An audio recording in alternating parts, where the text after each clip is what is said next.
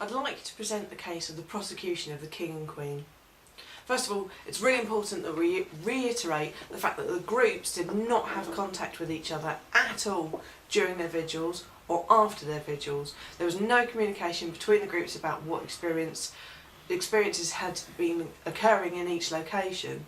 Also, nobody could see what had been written on the incident board, or while they were giving witness statements. This was kept privately between the groups, specifically to eliminate any kind of suggestion. So I'd like to start off with the second floor. During our setup, we noticed via the CCTV that the audio lights in the upstairs corridor were flashing on and off. We sent an investigator to see what was going on, and he stood up there for a good 5-10 minutes and couldn't detect any sounds that were setting off the lights. This happened throughout the evening and was witnessed by various different people, that to no detectable sound the lights were setting off. There was also an incident which for me personally indicates intelligent communication. I personally sat down with the lights, and in asking responses to questions were asking for certain lights to light up, which they were doing on demand and within a reasonable time frame of the questions being asked. Okay, moving on slightly into the kitchen area, several people reported the experience of feeling like a presence was stood behind them. This came from both separate groups, again with no communication between the groups. This was a really common phenomenon reported in the kitchen. Quite a lot of reports of the atmosphere changing, becoming very uneasy, the atmosphere feeling heavy, and also, really interestingly, a few people felt that they'd seen a silhouette of a person moving in the kitchen during one of their vigils. Again, upstairs, the automatic writing was particularly successful for one group who had not only responses to questions but feel they had a name spelt out as well. Here's a picture of it now.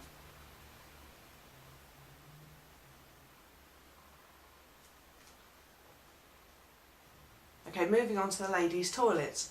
Both the dowsing rods and the dowsing crystals had really strong responses in this location, giving great answers to questions that were asked. One group picked up on a spirit called Thomas, and the other group picked up on the spirit of a lady who came through very strongly, really affected one of the members of the group who felt fine at the time, and suddenly it became very emotional. This is an experienced investigator who's very used to this kind of setting, so I'd ask you to consider the possibility that it wasn't paranoia or suggestion or things like that. This is someone who was very experienced in this kind of field, became very emotional to the point that she was in tears. Also reported in this area from both groups was cold spots, the feeling of breezes, and there was a significant drop in temperature at one end of the corridor that couldn't be matched by an outside temperature. During our vigil, one end of the corridor was 2 degrees colder than the other during the vigil, which doesn't correlate to an outside temperature drop of the same amount. Also, a few people felt pressure in the backs of the legs, and there were also unexplained noises. Not the normal sorts of noises you might expect to hear in a toilet, but the noises of doors closing, talking or shouting. One investigator mentioned the sound of marching and things like that. Okay, in the basement, on entering the basement, we noticed that the basement camera had been completely disconnected from its cable and was sat quite well away from where it was set up initially. Although some may say that this became disconnected through a fall or some such like that, these cameras that we're using aren't particularly heavy, and I feel that had it fallen from where it was sitting, it would have been left dangling on the wire.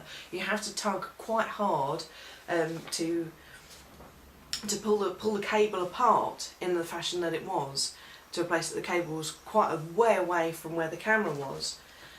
It was also our shortest vigil. We were only there for 20 minutes, which could explain the lack of phenomena felt by the groups in general.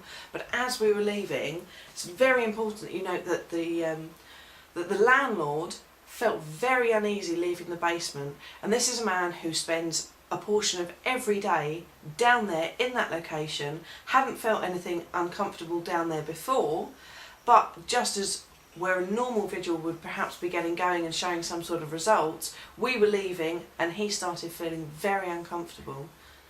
All of this, the great wealth of witness statements and experiences throughout the night would say to me that you should find this place guilty of being haunted.